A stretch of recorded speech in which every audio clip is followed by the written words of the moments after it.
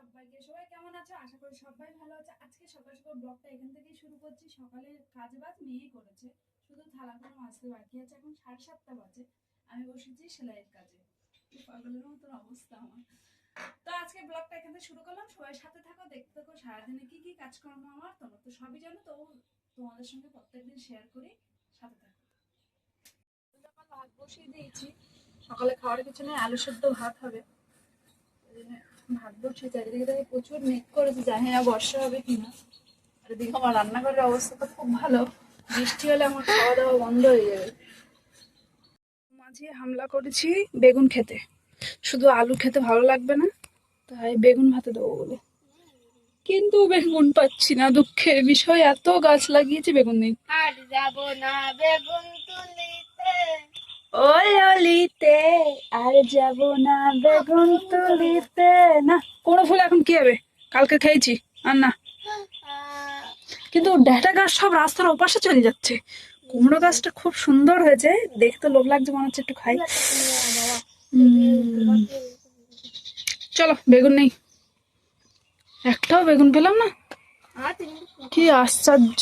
তার মধ্যে কালকে বেগুন তুলেছে বাবা। করেছে বলে বাগানে খানিক পাতা টাতা ঝাড় দিয়ে গুছিয়ে আমি ছেলে মেয়ে মিলে আমি এসে শুয়ে পড়েছি। আর মেয়েকে বলছি রান্না করো, সব গুছিয়ে গুছিয়ে নিয়ে যা। উঠে রান্না হবে, ভাত হয়ে গেছে, শুধু তরকারি হবে, আলু টমেটোর তরকারি, কিচ্ছু না। উঠবো দিয়েছি পাতা জাল দিয়ে, আজকে রান্না হবে আলু আর এই ছোট্ট ছোট টমেটো দিয়ে টক, এই তরকারি হবে। তোমাদের দাদাভাই রান্নাঘর ঠিক করতে করতে এখন চান করতে গেছি। অতটা পাতা কুড়িয়েছি আজকে আমি, মেয়ে আর ছেলে মিলে।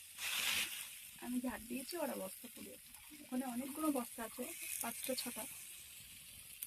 বর্ষা আসছে তো, আমার এই রান্নাঘরের তো অবস্থা খারাপ, ওটাও খারাপ। তবু ওটা একটু উপরে মাথার উপরে ছাউনি থাকলে রান্না করা যাবে, ওই জন্য ওখানে ঠিক করছি। সকালে ভাত খাইনি, এখন নিয়ে বসেছি এই পান্তা, আলু সেদ্ধ দিয়ে কাঁচা লঙ্কা পেঁয়াজ দিয়ে পান্তা খেতে বসেছি।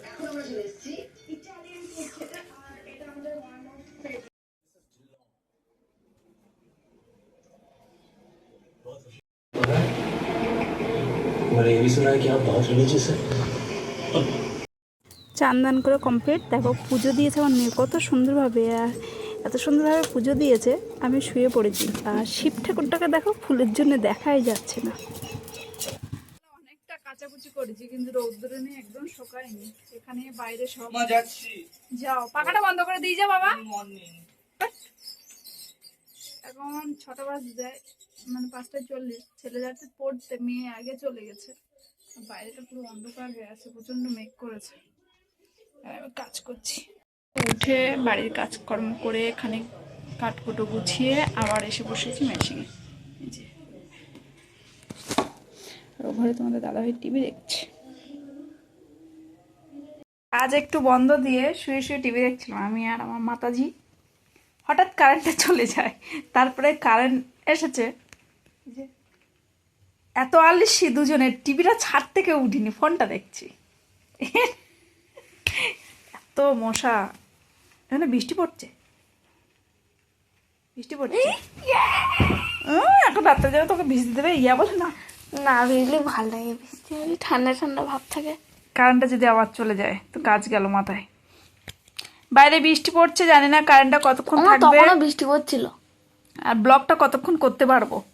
ছেলে পড়তে গেছে, মেয়ে পড়ে বাড়ি চলে এসেছে। তোমাদের দাদাভাই বাড়ি নেই, আমরা দু মাঝেই শুয়ে আছি।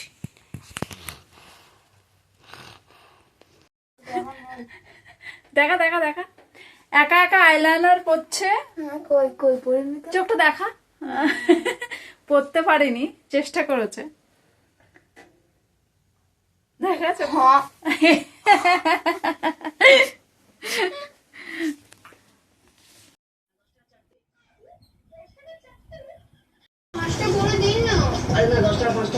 আজকে ব্লগটা এ পর্যন্ত, সবাইকে টাটা।